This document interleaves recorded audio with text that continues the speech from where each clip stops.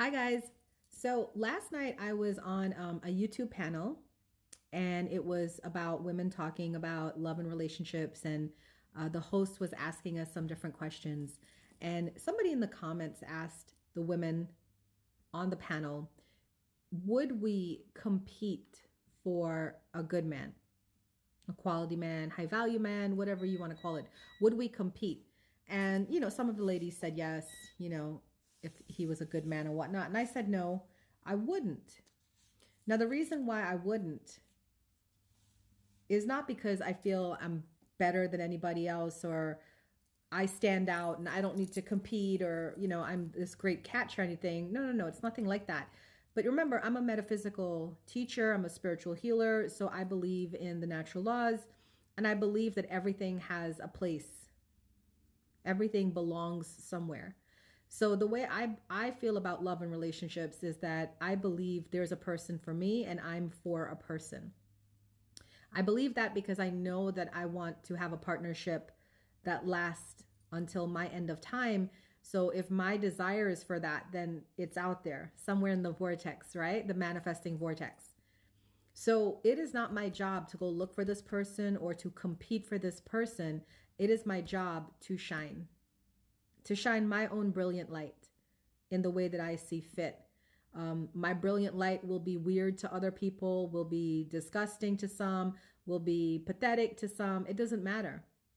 It's my light for me and for that special someone who will see my light and understand it, feel it, love it, like it, right?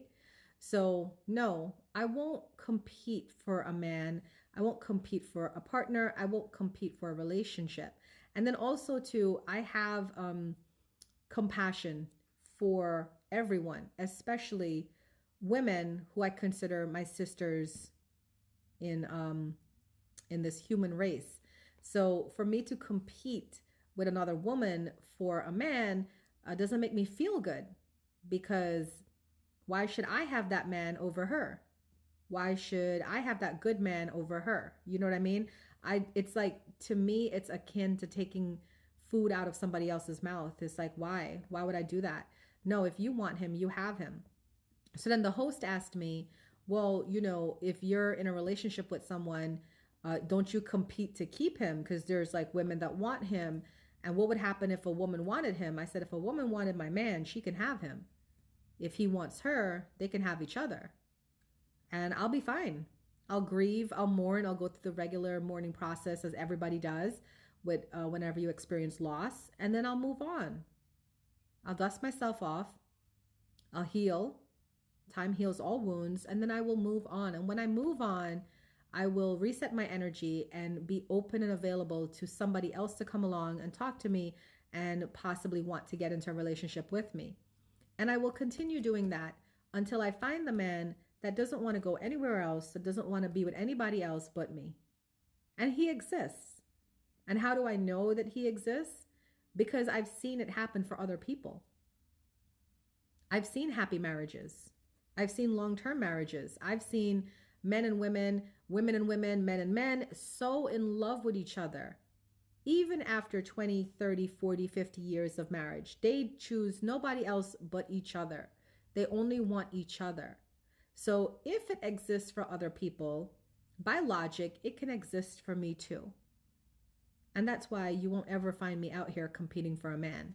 And in terms of cheating and all of that, if my man, was to cheat on me, or a woman wanted my man and he wanted her, I'm hoping that we would be able to have a discussion about it and he would be able to honestly tell me how he feels and I would be able to honestly let him go.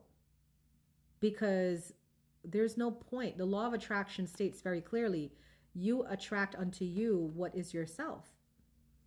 So why would I keep somebody who feels more of an attraction to somebody else than to me, or feel more of a connection to somebody else than to me? I don't live in an energy of scarcity. I live in an energy of abundance. An energy of scarcity is, I will fight for you. I will keep you. She can't have you. If she has you, then who do I have? I'm going to be alone. But those thoughts don't come up to me because I live in an energy of abundance. So plenty to go around. There's more people out there, plenty of fish in the sea, as they say. and I just have to stay true to myself. That's the way I live my life, is I just have to stay true to myself and trust that all the right things, all the right people will attract unto me. And that's basically what the law of attraction is stating. You can only have what you are come into your experience. And this is why I caution people about talking negatively about your ex, because your exes are representations of you and the energy state you're in when you attracted that person to you. So if you go around now calling that person a narcissist, a cheater, a liar, and all of this, then you're speaking about yourself. Because if you're at a high vibration and you're this lovely, beautiful, blessed person, you cannot, by law of attraction, by law of vibration, you cannot attract somebody that is a narcissist, a cheater, a liar, and all of that. You attract to you what you are. So this is why it's so imperative, if something doesn't work out with somebody, be classy, be graceful, move on. Move on with your life. Thank them for the experience they brought into your life, and trust that something better will come along. It always happens that way. Now, I know some of you feel judged, because there's people that luckily for them or happily for them, they found their one at a very young age and they've been with that one since they were a young age. But to be honest, I don't look at those people with envy or jealousy or feel any sort of shame or guilt that I didn't find my person until my late 40s. I don't feel any type of way about it. I feel like we chose different paths because we're different people. Ever since I was a child, I've been an adventurer, climbing trees, not wearing clothes, running around the house, right? Here, wild, undies on, no shirt. I was a wild child ever since I was a kid. So it stands to reason that instead of me picking a guy and settling down from when I'm in high school, it's just not going to work for me. I want to see what's out there. I want to try things out. I want to have different relationships to see what I like, what I don't like, to see who I am, with what kind of person and what they bring out of me. And now in my 40s, I'm able to make a better decision because I understand me a whole lot better than I understood myself, say at 16 or 20 or 20, 30, 32 even. I understand myself so much better in my 40s.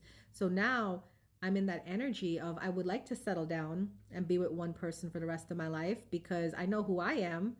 It's pretty consistent, and I can make a better choice in terms of choosing a life partner than making that choice when I'm younger. Now, this is not a knock to anybody that's younger, in their 20s, 30s, getting married, not at all. Basically what I'm saying is you have to have a greater sense of self-awareness. I didn't have self-awareness in my 20s and 30s. I gained self-awareness in my 40s. But luckily, there are a lot of people out here that have a lot of self-awareness in their 20s, their 30s, some of them even in their teen years, right? We're seeing a shift. We're seeing a shift in the population, and the shift is looking good. So, would I compete for a man? Absolutely not. Not because I think I'm all that, but because there's no need to. There's so many people on this planet, and there is somebody for everyone. I made that comment last night, and a guy said, it's logically impossible for you to say there's somebody for everyone because of the ratio of men to women. But what he's not understanding is that not everybody wants to be in a relationship. So, Spirit has this way of figuring it out. Who wants to be in a relationship? Who wants to be alone? They match the people up with the other people who want to be in a relationship, and they leave people alone with their dogs, their cats, their nieces, their nephews, or whatever. They leave them alone, and it all works out. Law of attraction, trust source, trust your inner knowing, and don't let anybody tell you anything else. That's your tip for today.